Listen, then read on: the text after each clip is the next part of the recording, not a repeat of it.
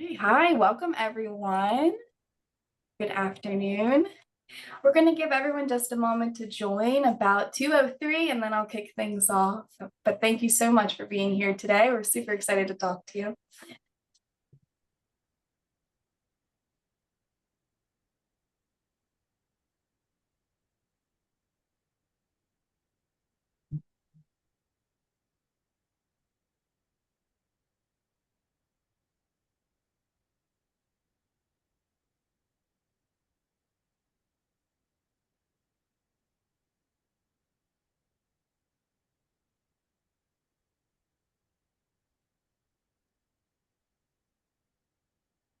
If you're just joining, we're going to start in just a few minutes. We're giving everyone a little bit of buffer time to join from their last meeting.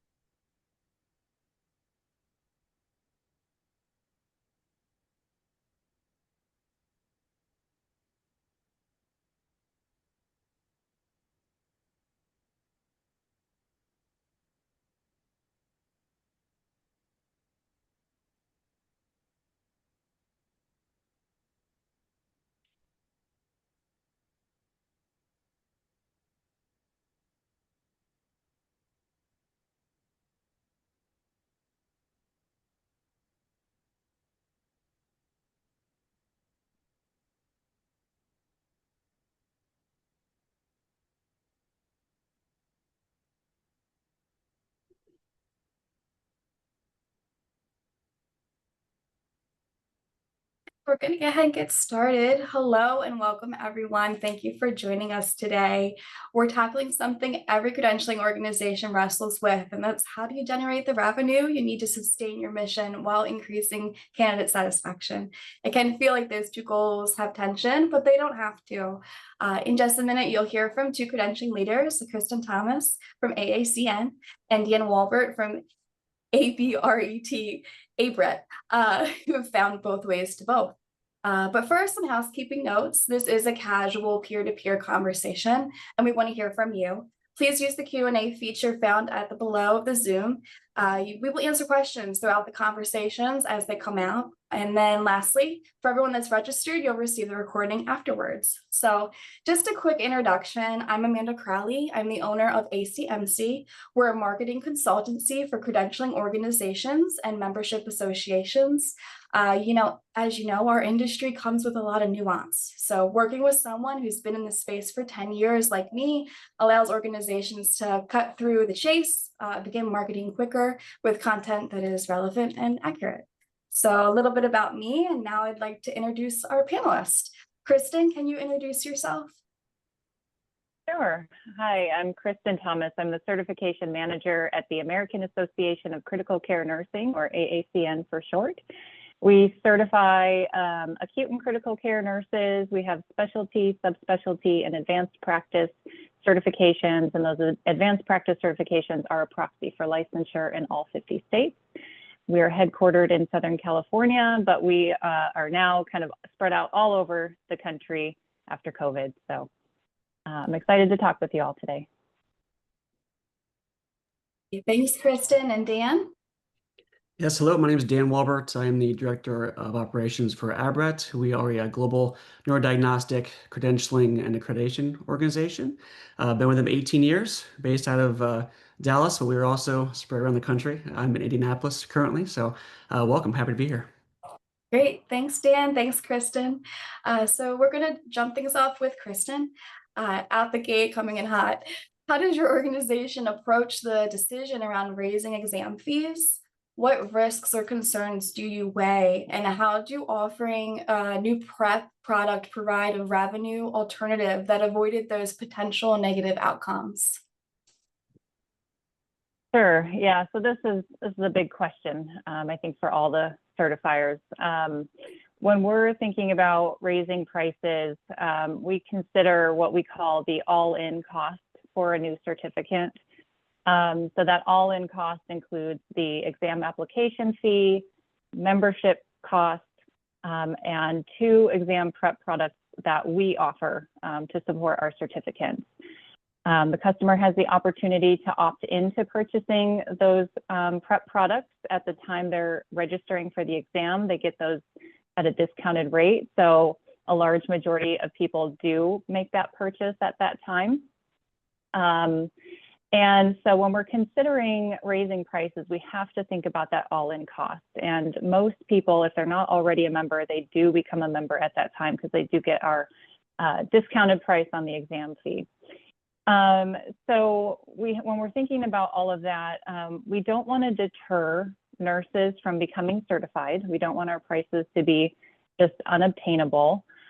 We look at other certifiers in our specialty nursing space and look at what they're charging, and like I said, that all-in cost.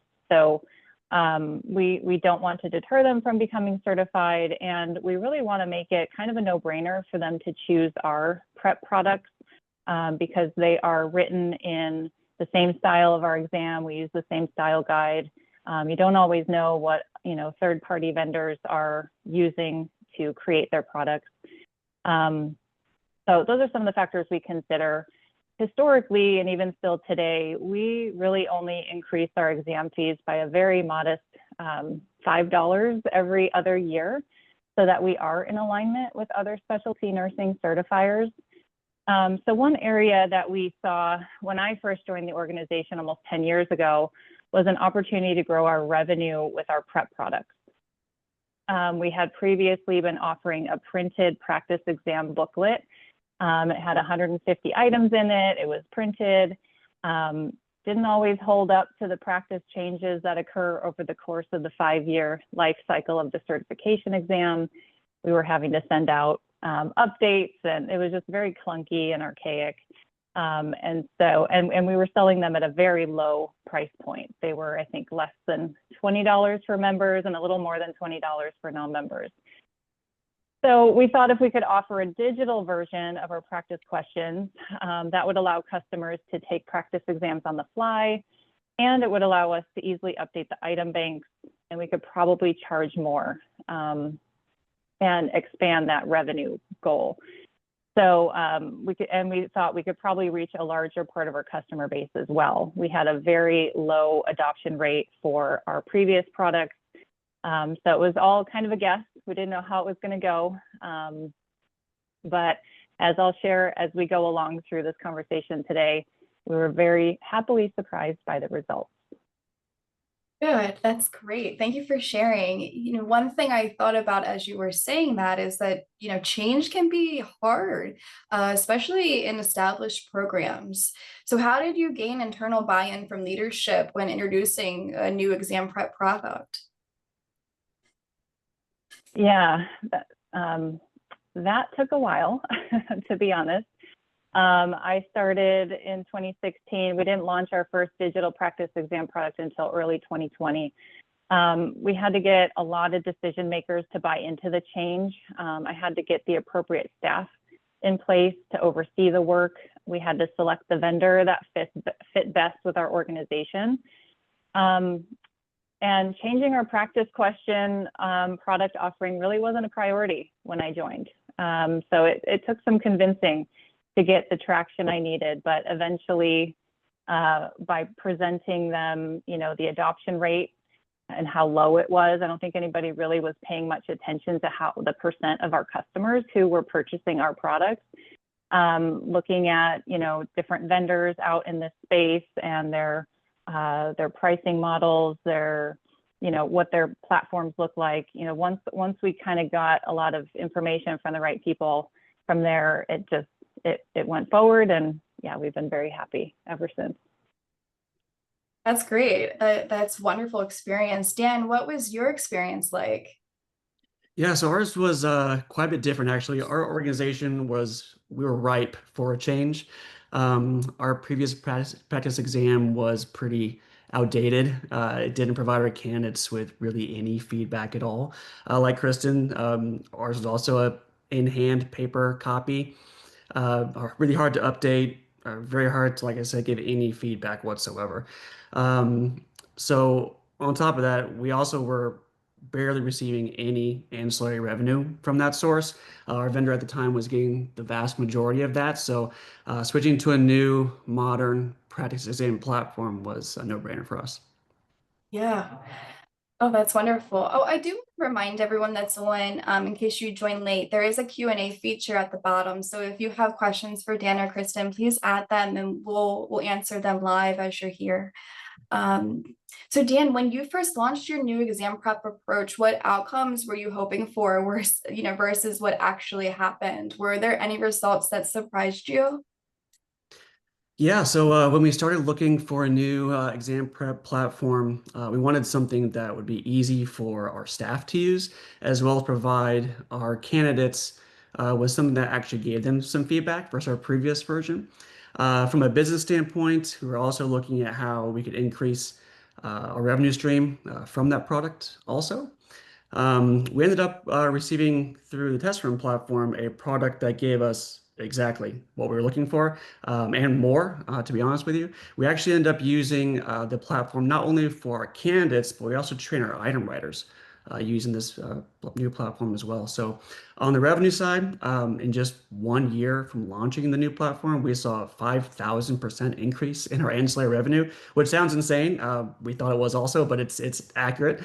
We're very happy. Our board was very happy, to say the least, to see that increase in revenue as well. Yeah, I bet they were. Very, very much. That's a huge number. Huge increase. We've talked a lot about revenue. Both of you touched on that, and I want to go back to candidate satisfaction because everything we do is for the candidate, right? It's centered around them. What specific changes for candidates responded to most positively when you made these changes, Dan or Kristen? Yeah, so two things come to mind. There's a built-in feature that the platform offers that shows candidates their strong and weak areas of study. It's using a stoplight color coding system, and that adjusts as they progress through their study. So that feature just provides a really nice visual for the candidates to see how they're progressing. Also, they have the ability to adjust the amount of questions that they want to take during a particular time period. So we're both in the healthcare credentialing fields, and so sometimes our candidates only have 10, 15 minutes or so for a break. So for them to be able to sit down, say they want to take 5, 10 questions before they go back, it's a great way to continue that study preparation and not have to sit down and sit through all 500 or so questions at once. So it's just a really great tool to help our candidates integrate this into their study habits. That's wonderful. And those color coding tools are so helpful for them visually, especially when you have those visual learners. Kristen, what about you? What things have the candidates positively responded to? Yeah, so one thing that we do after every candidate passes our certification exam, we send them a new certificate survey. We ask them different questions about intrinsic and extrinsic reasons why they pursued certification. We also ask them questions about what they used to prepare for the exam, how long they prepared, things like that. And the resounding response that we get is that they use practice questions to prepare. So, and ever since we launched these, we've been seeing more and more comments on that survey that they love that they have the ability to track their progress.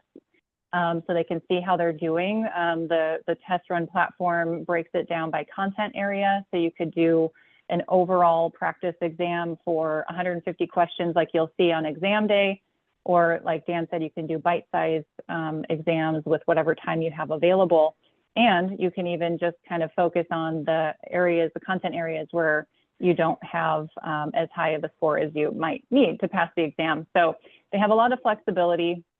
Yeah. And they love the flexibility. So, and they love that they have the access to questions on the go. So they can do them in the hospital on their break if they have a couple of minutes, or I've seen comments on the survey where they're sitting at a stoplight or at their kid's soccer game and they're just, doing a couple of questions. So they love the unlimited access. And we refresh the item banks every time we launch a new test plan. We're hoping to get some additional support from volunteer SME groups to be able to continuously add items throughout the life cycle of that test blueprint, so that we're offering an even more robust item bank every time they log in. So that's our future goal. But right now they just love having all of the questions on the go and the rationales. Yeah, and the rationale. So I was wondering, Yeah.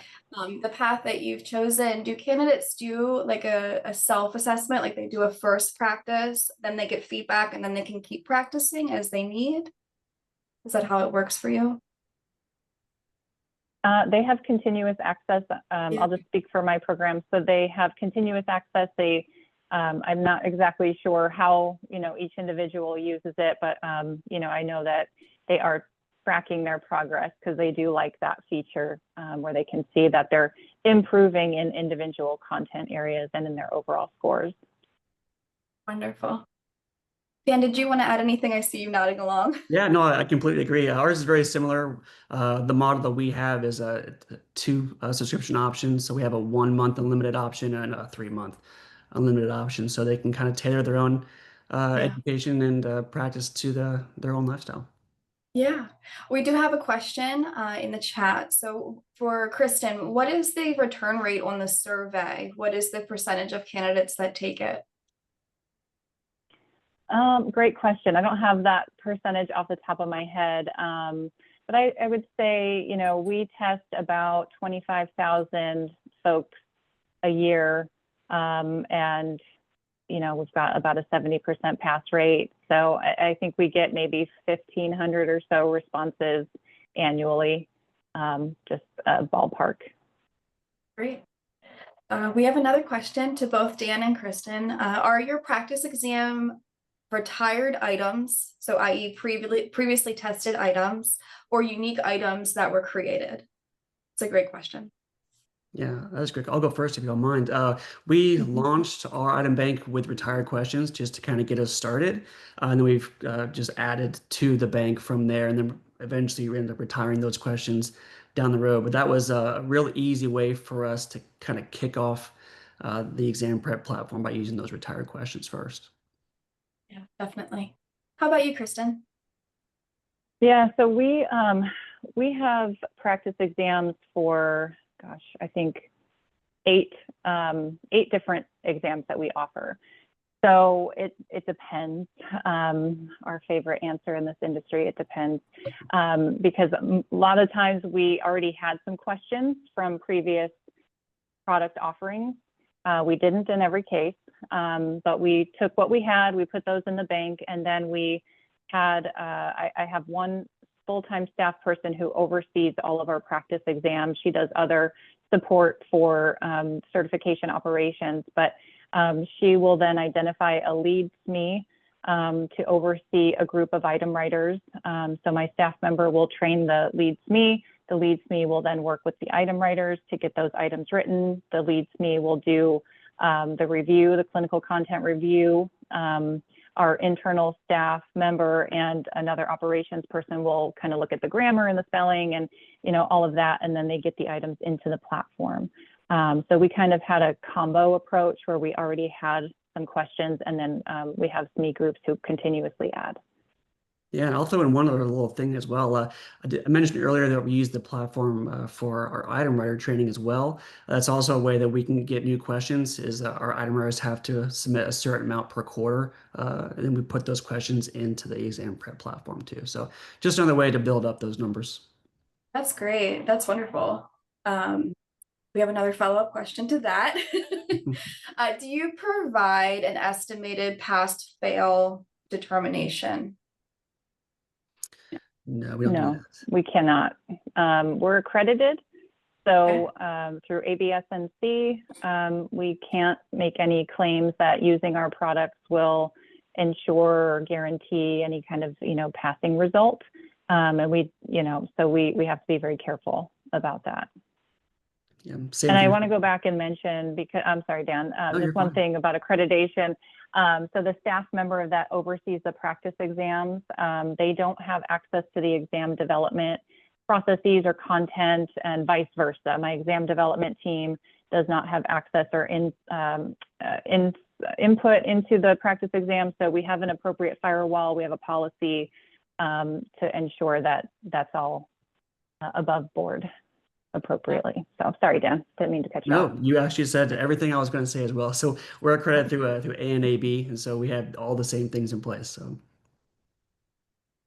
Wonderful. I think that's all for the Q&A right now. I'm going to switch back. Actually, I'm going to switch gears just a little bit. So when you were considering, making a change, what considerations were you making when you selected a solution for your organization? Kristen? I can take that one. Sure. We really wanted a solution to look and feel like us, with our branding, with, just we wanted a vendor who understood us and understood our commitment to our customers. We wanted it to be flexible to our customer needs. We were concerned that the existing practice exam vendors would charge an arm and a leg for the amount of customization that we were probably going to need. So we actually toyed with the idea of creating something in-house. So we had more control, but that would have been an enormous task that we'd probably still be working on. And we were also concerned about the profit sharing models. So as I had started doing my research into different vendors in the industry, it wasn't going to be as profitable for us as we had hoped, because we didn't want to, what we would have to have charged our customers would not have made sense. And so when we came across Test Run and we understood, not only do they not charge, I don't think they still do charge for customization, and their profit sharing model, it was a no-brainer for us.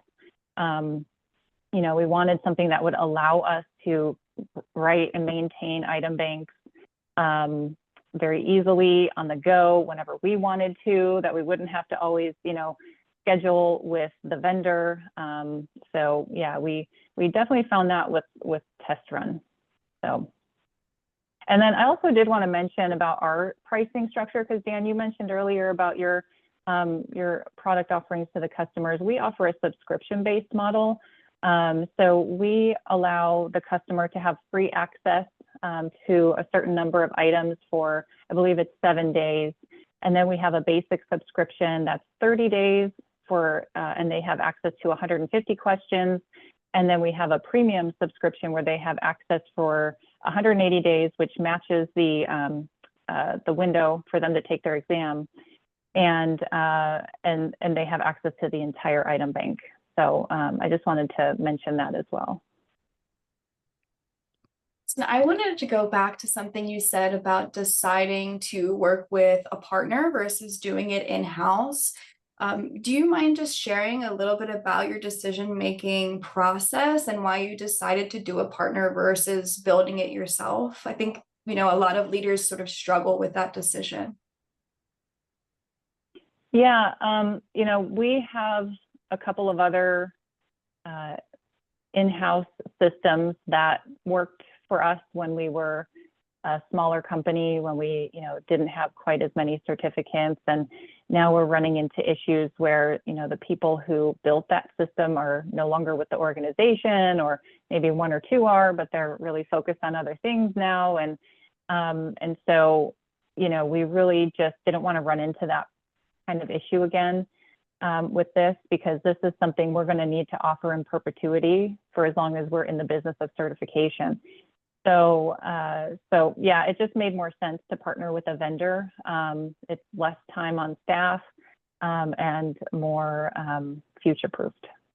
Yeah, that makes sense. Okay. Dan, same question for you. What type of considerations did you make when selecting a partner for your organization?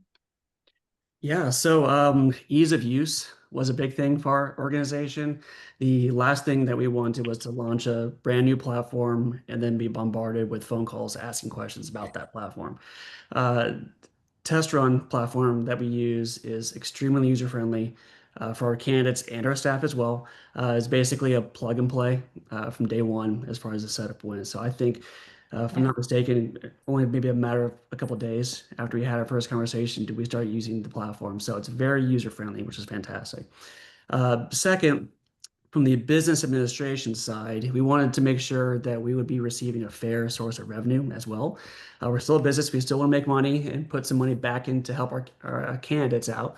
And so some of the other platforms we looked into, they wanted over 70% of the total revenue plus added on fees. It wasn't possible. We couldn't do it. And as Kristen said, we wanted to make it affordable for our candidates as well. So finding a service where we could set the subscription price that wasn't charging us exorbitant fees, no hidden costs, was huge. And we found that with the test run platform. Good, good. We do have another question in the chat. It goes back to some stuff we touched on earlier. Do your PEs, I don't know what PE is. Can someone tell me what that is? Is that practice exam? Question. It might be practice exam. Practice exam. Oh, okay, that's new for me. I know our industry loves acronyms. Do your practice exams have remediation,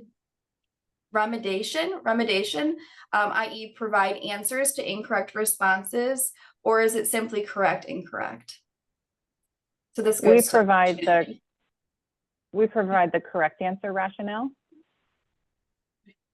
We do not. We decided not to. We have a sister society that does most of our education for our field. And so we decided that since this is coming just from us, that we would just provide the correct and incorrect answers on our side. We do reference back to our candidate handbook in the description so they can see which areas of the content outline that question might relate to give them another source of a new place to study, essentially on that one. Wonderful. Well, I have one final question to wrap things up. What advice would you give in an organization looking to add exam prep? And Dan, we'll start with you. Sure. So time is valuable. We all know that you can't create new time. So maybe I can save everyone else some time because I've done my research on different ways and different vendors for exam prep. And the one we're using, the test run, is hands down the best one I've found. There's no better solution than that. I just wish I would have found them a little bit sooner. Would have saved a lot of stress, a lot of headaches. But that would be my one big piece of advice. Wonderful. How about you, Kristen? My piece of advice is do it.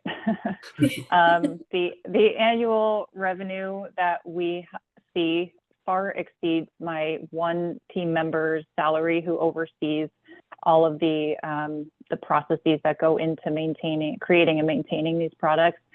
Our revenue increased by 1,500%. Since we launched. Our candidate adoption rate for our practice exam products increased from 18% overall of our products that we offered back before 2020 to now 50 to 100% depending on the exam. So our advanced practice exams, 100% of those customers are buying our practice exam products now. There's just not a lot on the market. And what is out there, they're coming to us. And even if they're not testing with us, I think they're still coming because we're actually seeing more people than 100% buying our products. So it's been great. Our flagship certification, CCRN, when we were offering our old products, it was, I think, maybe 16% of customers were buying those. Now it's 55%. So, I mean, it's just incredible. So we know that we have some marketing opportunities to get the information in front of people before they sign up to take the exam so they know that this product is available. So that's one area that we want to continue to work on. And I think advancements in AI may make this even more interesting, because you can use AI to write items. You still need that human intervention, of course. But it's different for practice exams and certification exams, but you got to still be careful. But that's something that we haven't implemented yet, but we're exploring the opportunity to use AI for our practice exam banks, just to kind of help grow the banks even faster. So some fun stuff for the future. Yeah, AI is an interesting point. Dan, are you exploring AI item writing or anything like that right now? We are. It was a big topic Yeah. of a lot of conferences last year and still is this year.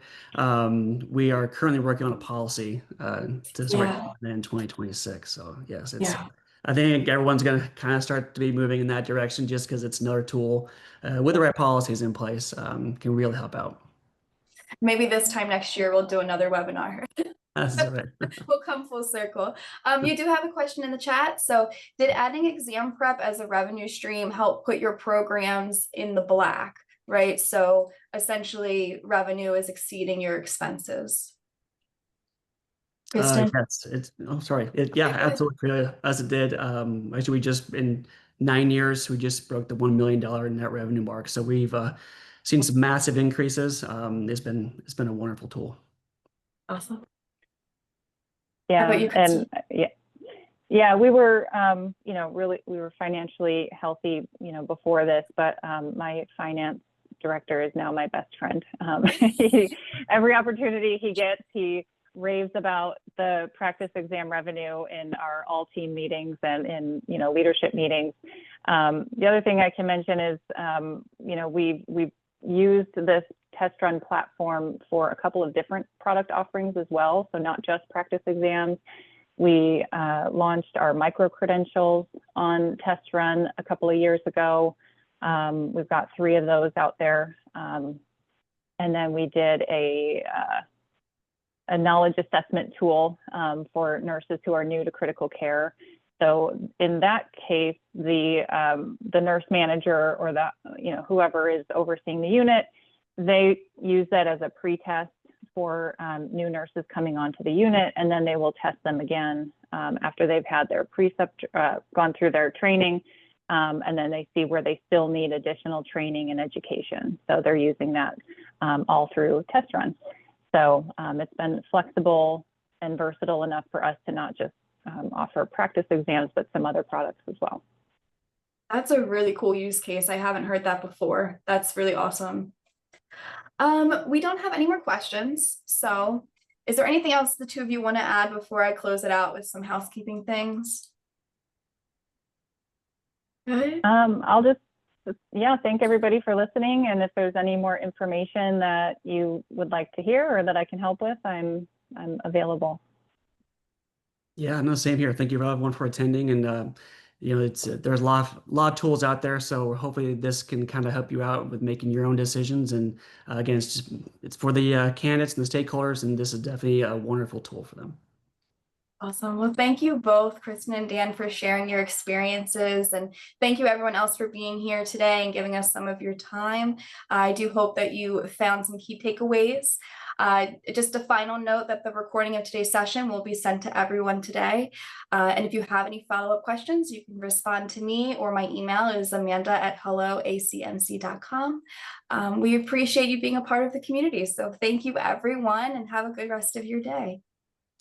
Thanks, Great. Kristen. Thanks, everyone. Bye. Thank you.